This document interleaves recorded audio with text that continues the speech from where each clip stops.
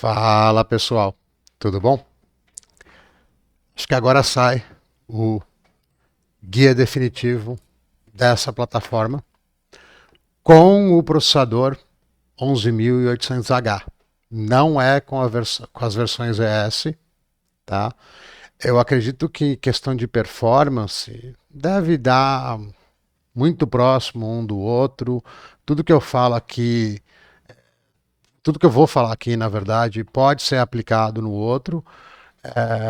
Mas me parece que o ES tem problema com virtualização, tem que desligar ela para poder instalar o Windows 11. Você não consegue usar ela se você estiver usando o Hyper-V. Tá me parecendo que quanto mais tempo e mais gente tem essas placas, mais problemas estão aparecendo.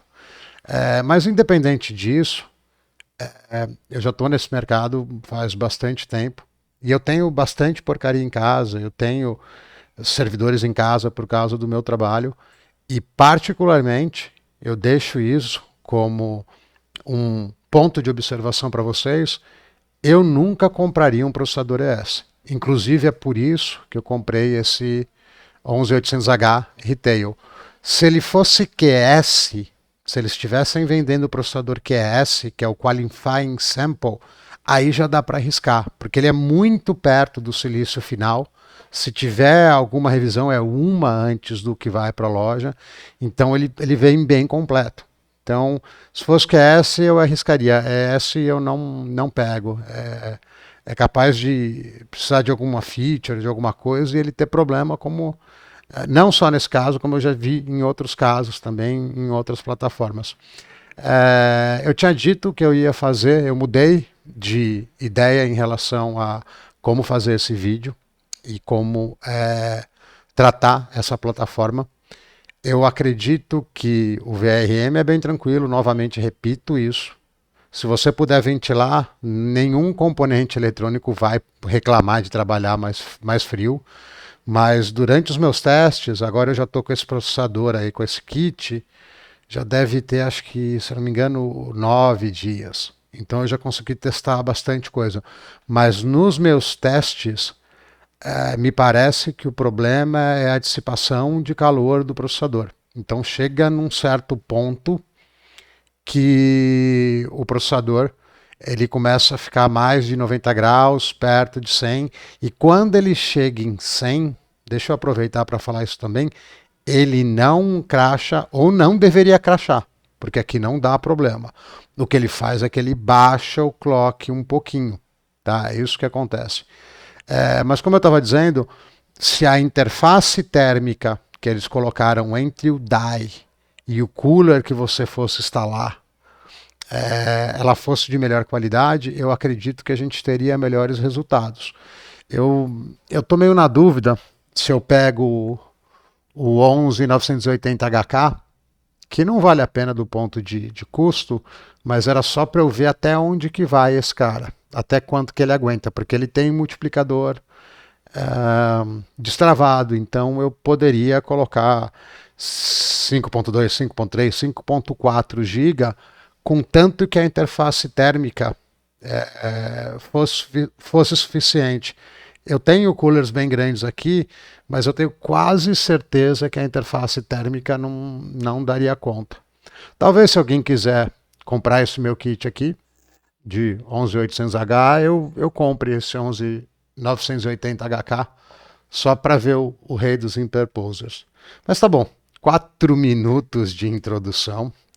O que a gente vai fazer aqui? A minha placa ela já está inteira tunada naquele padrão de tuning que eu falei que eu iria fazer, aonde dá para você rodar tudo, dá para fazer render para o YouTube, dá para jogar emulador, dá para fazer tudo, sem ter surpresa, sem ter crash, tá?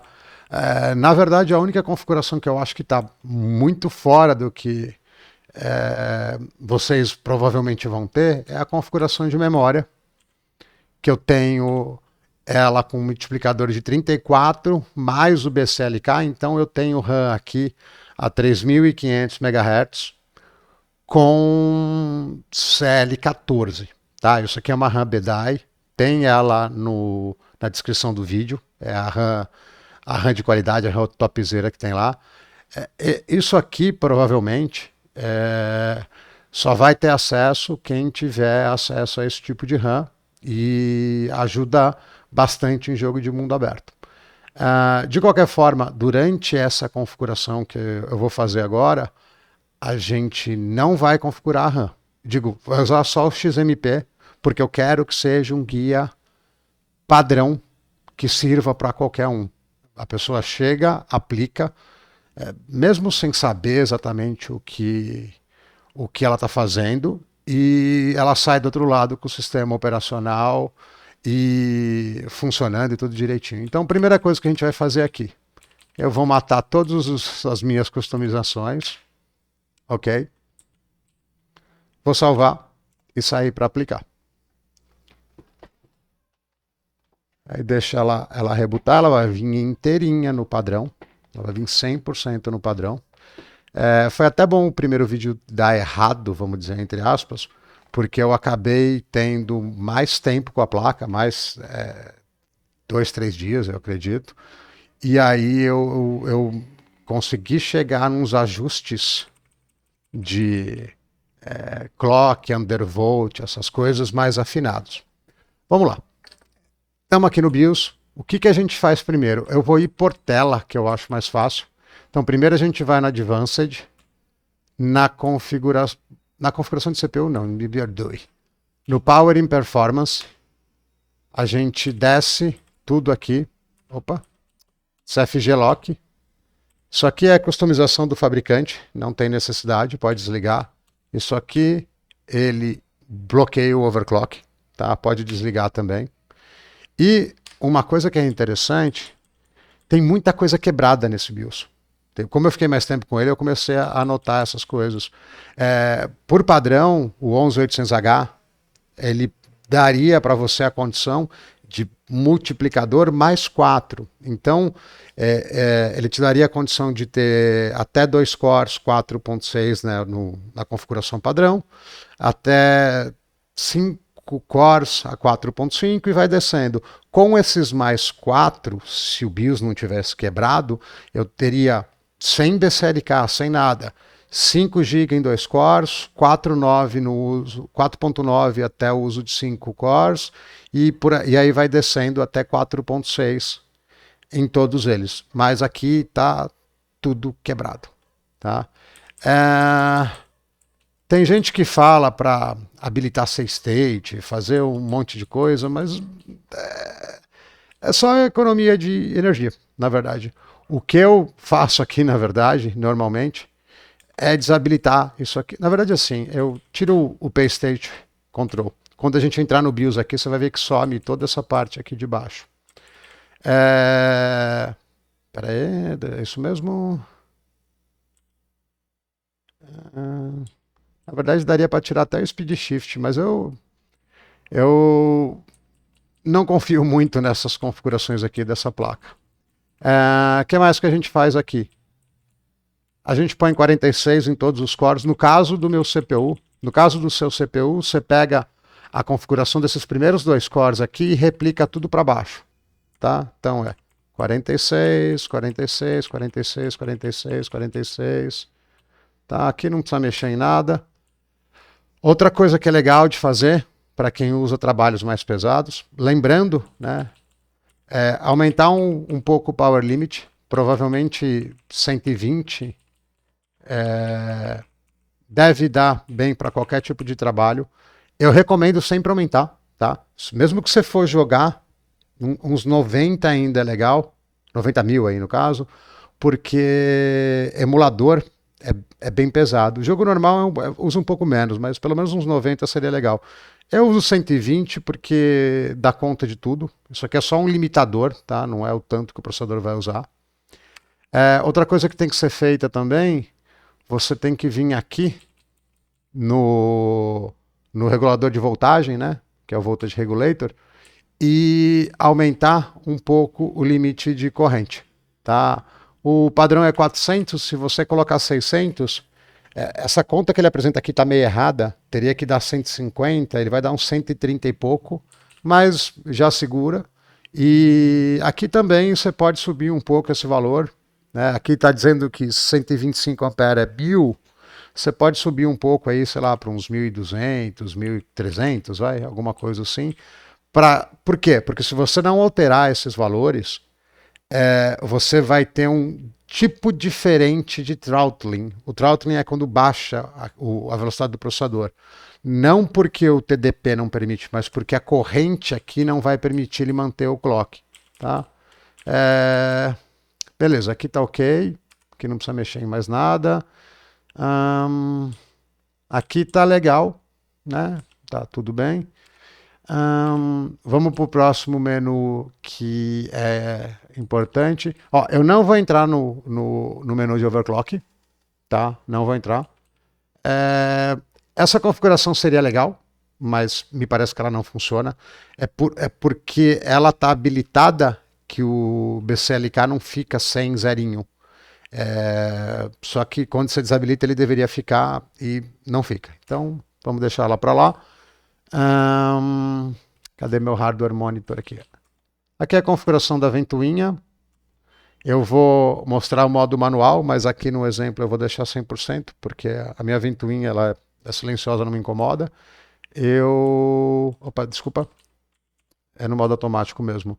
Eu colocaria para o fã desligar a 20 graus, para ele ligar a 30, para ele chegar no máximo da velocidade a 60 e para ele começar num 170, 180, que é aí algo em torno de 70% do dead cycle dele, né, do ciclo mais alto. Tá? Eu acho que essa configuração é legal para todo mundo. Se você quiser uma coisa mais prática, você pode deixar em 100% se a sua ventoinha não for muito barulhenta.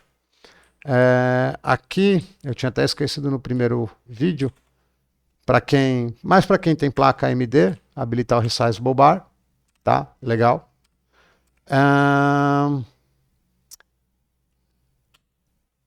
Já vou mexer nisso aqui? Vou.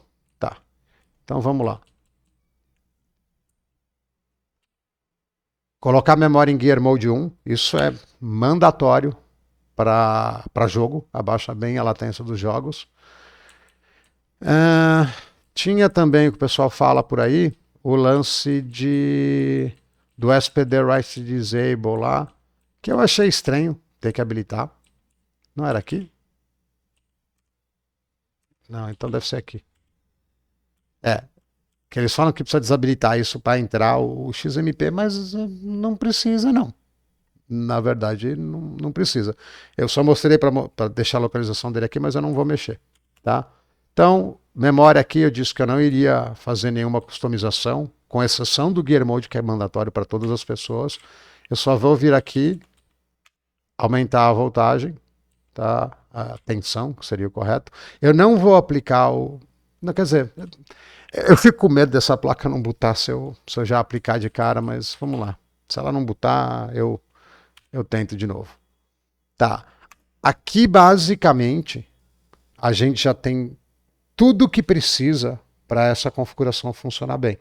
Não precisa de mais nada. Absolutamente mais nada. O que eu vou fazer depois desse primeiro boot no Windows é simplesmente ajustar o undervolt, que também ajuda bem aí com as questões de refrigeração e temperatura. E eu, é,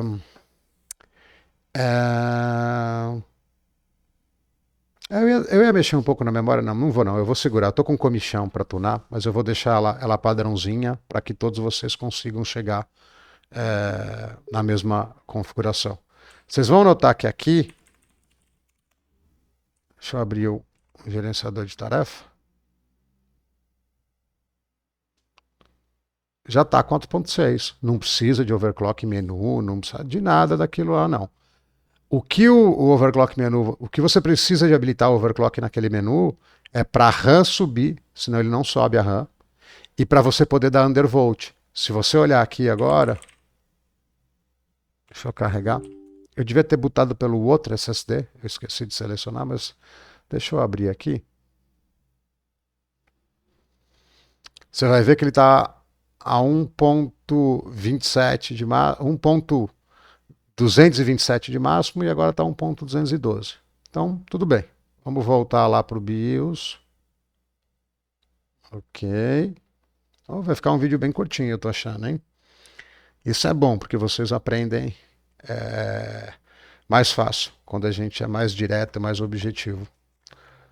Deixa ele cair no BIOS de novo. Tá vendo? Ó, já estamos a 4.6, sem surpresa, não precisa mexer em overclock, porque aquele menu também é meio quebrado. Na verdade, eu não sei nem qual parte que é a quebrada. A gente habilitando aqui, ó, a memória já vai ficar 3.200 aí no caso. Coisas que eu ajusto aqui.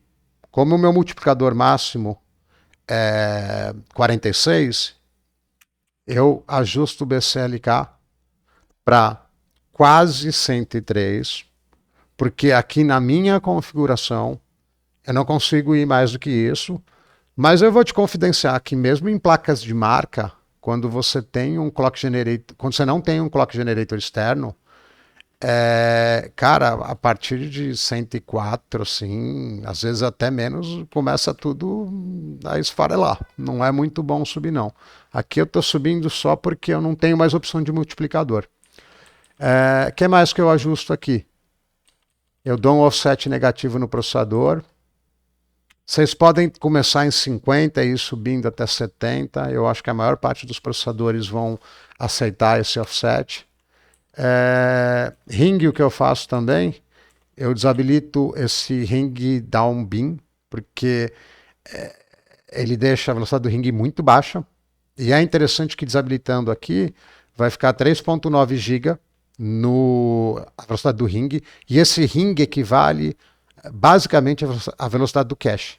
Então é interessante que ele suba. Eu consigo deixar esse down beam desabilitado, que baixaria essa velocidade, e não preciso dar overvolt, porque o cache é uma coisa que esquenta muito. Então não precisa aumentar a tensão aqui, é bom. GT, a placa de vídeo, a gente não mexe, que é a placa de vídeo onboard, né, que ela é relativamente fraca. E aqui no Ancor, no meu caso, tá, e vocês podem aplicar por caso de vocês, eu coloco mais 80 aqui, porque é o que eu preciso para conseguir DDR3 e 500 nessa placa que oficialmente suporta 3200, a CL14. Tá? São só esses os ajustes. Não precisa fazer mais nada. Salvei. Eu vou entrar no BIOS de novo só para escolher meu SSD secundário, que é onde tem uma instalação nova do Windows e ele está mais limpinho, vamos dizer assim. Ele está mais tranquilinho. Acredito que vai botar tranquilinho. Mas também, se não botar, faz parte da minha carreira aí no YouTube. Vai botar, vai botar. Aí, tá vendo? Eu tô achando que eu vou passar vergonha.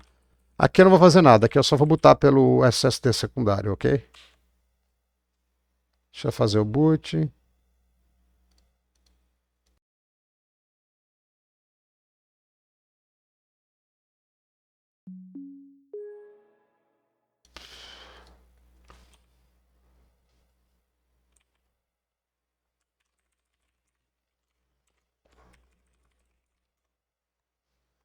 Beleza, estamos no Windows. Fazer aquela checagem básica de novo. Opa. Aqui não vai mostrar porque o Windows não considera o BCLK na hora do multiplicador. A RAM está em 3.200, sem o Disable SPD Write. Porque, na verdade, aquela opção seria para você gravar coisas no SPD, né, no EPROM da memória, para mudar o CL da memória. Não fez muito sentido, mas eu não vou negar que logo de cara eu estava aplicando. Vamos abrir o Hardware Info.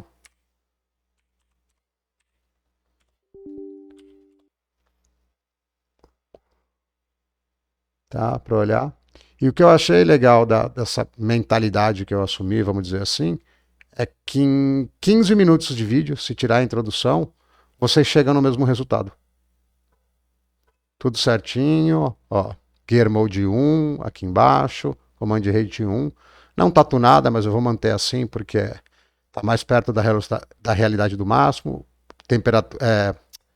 Tensão um pouco mais baixa. E agora a gente vai para testes em jogos. Tá? Não tem muito que ser feito depois disso. Eu mudei minha metodologia, ou na verdade a falta de. Então eu só vou testar jogos que têm benchmark próprio, para que eu possa replicar isso num Intel mais novo, para que eu possa replicar num Ryzen, para a gente ter comparação entre as plataformas no futuro. Então eu, inclusive, eu vou tirar o áudio aqui não por causa do CS, mas é porque o Tomb Raider tem uma música lá que o YouTube fica perturbando em relação a direitos autorais, tá?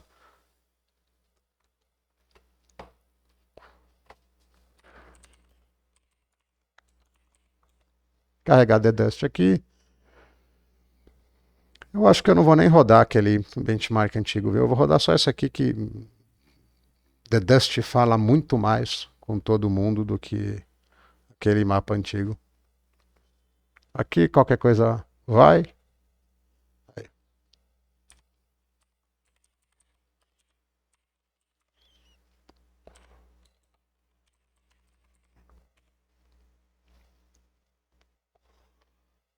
É bem capaz de ter uma variação de 10, 15 frames da primeira vez que a gente roda para a segunda, mas eu vou rodar só uma pela extensão do vídeo. Numa eventual comparação, a gente considera que possivelmente tem uma diferença aí que pode ter uma flutuação de uns 10%, tá? 10% não, desculpa, 10% é muito, de 10 frames aí.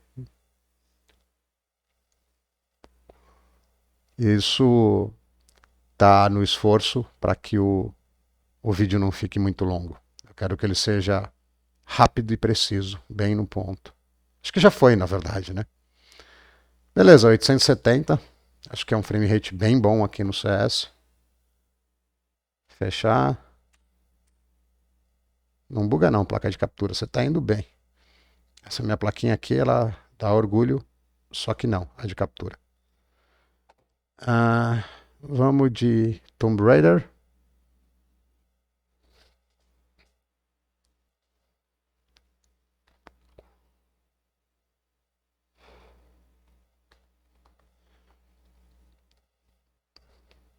Acabei não mostrando, mas o CS está com tudo no mínimo em 1080. Aqui eu vou mostrar. Ele sempre faz isso, essa placa de captura, velho. É impressionante. Tá, vamos lá. Aplicar a resolução. O resto tá tudo no mínimo do mínimo, tá lá no pé o gráfico. Vamos rodar o teste. Sem áudio, para que o YouTube não me gongue o vídeo, eu tenha que editar para tirar um pedaço ou tirar a música.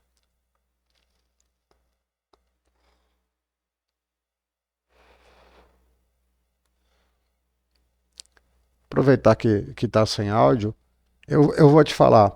Se essa placa tivesse um BIOS a nível de empresa grande e a interface térmica dela fosse um pouco melhor, cara, é um baita de um produto. É um baita de um produto. É muito, muito bom. Frisando de novo, não o ES, a versão retail, tá? O ES, como eu disse, em nenhuma plataforma eu comprei e nenhuma plataforma eu compraria, para dizer a verdade. Não vale a pena. Tá bom, vai, vamos.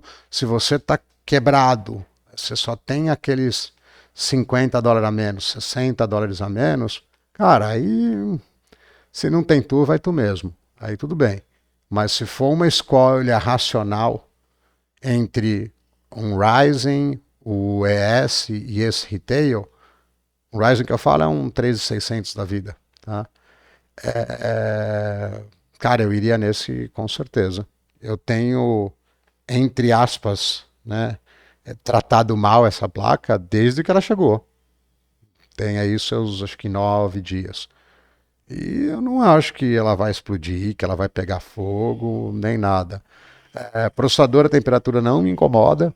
A única aplicação mais corriqueira, inclusive, em que a temperatura fica alta, digo, entre os jogos, é no emulador de PlayStation 3. No resto. Ah, e aí você tem as aplicações profissionais, né? Como Premiere, DaVinci Resolve, e sei lá, talvez alguém que renderize gráfico 3D, mas eu não acho que ninguém que renderize gráfico 3D usaria isso aqui profissionalmente. Agora, canal de YouTube usa. Canal de YouTube eu sei que é bem capaz de usar e recomendo, vai bem. Aquele meu primeiro vídeo de 1 hora e meia, eu tive que fazer umas edições, eu fiz no DaVinci Resolve usando essa configuração que está aí. Exatamente a mesma. Ele ficou uns 45 minutos renderizando numa boa, sem estresse nenhum. Eu não sei se esse FPS está bom, eu acho que está mais baixo que o normal, talvez. A RAM não está tunada, então.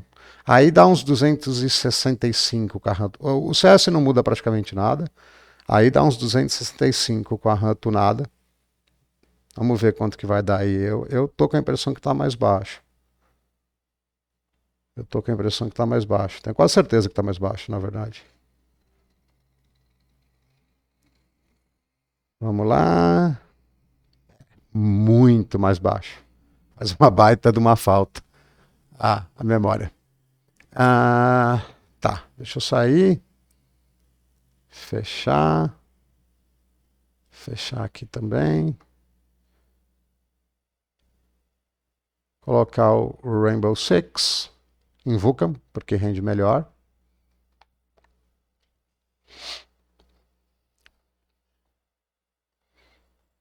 Aqui já não estamos gongada do YouTube, pode voltar.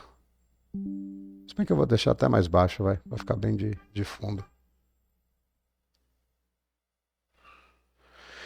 Gostaria de poder testar o Warzone, mas o Warzone Free, né, que é o Modern Warfare de 2022, o Free, não tem o benchmark. E, sinceramente, eu não me motivei a pagar, acho que 250, 300 reais só para rodar o benchmark. Tem um vídeo aí no canal mais antigo, de eu andando pelo mapa aí no Warzone, no modo normal, que tá perto de uns 200 FPS, alguma coisa assim, que é uma baita de uma performance, né? Tá na média aí que a gente tem observado. Rainbow Six sendo Rainbow Six, fica aí 3 dias para carregar.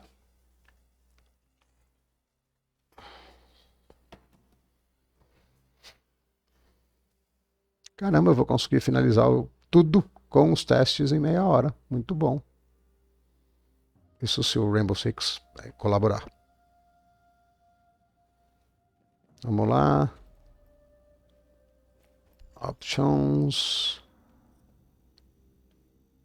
Gráfico, na verdade, ele está como custom, porque eu troquei o FSR aqui, mas está com o Reflex no máximo, né, que é o Reflex On, mais o Clock no máximo, que é esse boost, e o resto tudo no mínimo. Tudo exatamente no mínimo. É interessante que assim, o TAA não está ligado e ele deixa eu mexer aqui no TAA, é legal. Se você trocar aqui, ó, e voltar, ele vai sumir lá embaixo, ó. Ó, que coisinha linda. Tá, tudo no mínimo, 1920 por 1080, padrão, com o FSR da AMD. Aqui tunado, fica cravado 800 frames, que é a mesma coisa que fica num 12700, 12900K a 5 GB. Então já estamos batendo em alguma limitação aí dessa máquina gráfica. Então não muda muito. Sem as memórias top, eu não me recordo. Eu acho que vai ficar uns 720. Ah, e refraseando, não é sem as memórias top. As memórias top, que inclusive estão aí na descrição do vídeo, elas estão aqui, elas só não estão configuradas. De qualquer forma, quem comprar aí no link, é só aplicar a mesma configuração que eu deixei bastante tempo na tela no início, que você fica com a mesma performance no final. Eu dei bem mole, vamos dizer assim. Tá bem no meio da tela lá.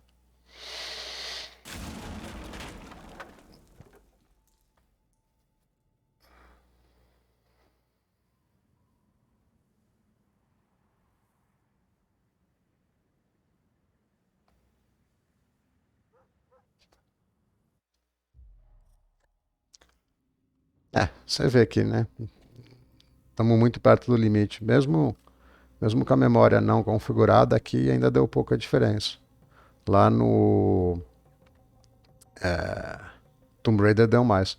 Se bem que, na verdade, o que daria mais diferença, com certeza, é o Warzone. O Warzone é o que mais muda. O Warzone é o mesmo caso do PUBG. Quanto melhor a memória, melhor ele roda. Vamos lá de emulador de PlayStation para fechar com chave de ouro. Mas aqui eu quero deixar algumas coisas a mais aqui que eu vou fazendo uns comentários enquanto ele roda. E não preciso do hardware info, não. Eu vou abrir o Afterburner e deixa ele aqui. Vamos lá de Deus da Guerra. Deus da Guerra. Eu não vou colocar full screen. Quer dizer, talvez até coloque um pouquinho. Porque eu fiz um vídeo ontem ou anteontem com essa plaquinha porcariazinha. E ele ficava bugando. Não vou pôr não que ele vai bugar. Ele ficava bugando pra caramba. Eu deixei o gráfico do... O overlay do emulador também. Eu testei isso aqui no meu 12700K, que tá inteiro a 5 GHz. E com AVX 512 habilitado, BIOS editado, ele tá tudo fuçado. Cara, eu vou falar que dá de 10 a 15% mais FPS que isso aqui. Esse cara, para emulador de PlayStation, é o melhor custo-benefício do universo. Não tem nem o que dizer. É muito bom pelo preço. Por que eu falei que eu estaria comentando enquanto eu faço a captura aqui?